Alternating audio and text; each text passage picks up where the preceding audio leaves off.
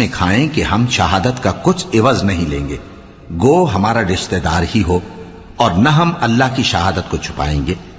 اگر ایسا کریں گے تو گناہ گار ہوں گے۔ پھر اگر معلوم ہو جائے کہ ان دونوں نے جھوٹ بول کر گناہ حاصل کیا تو جن لوگوں کا انہوں نے حق مارنا چاہا تھا ان میں سے ان کی جگہ اور 2 آدمی کھڑے ہوں جو میت سے قرابت قریبہ رکھتے ہوں، پھر وہ اللہ کی قسمیں کھائیں کہ ہماری شہادت ان کی شہادت سے زیادہ سچی ہے اور ہم نے کوئی زیادتی نہیں کی۔ ایسا کیا ہو تو ہم بے انصاف ہیں۔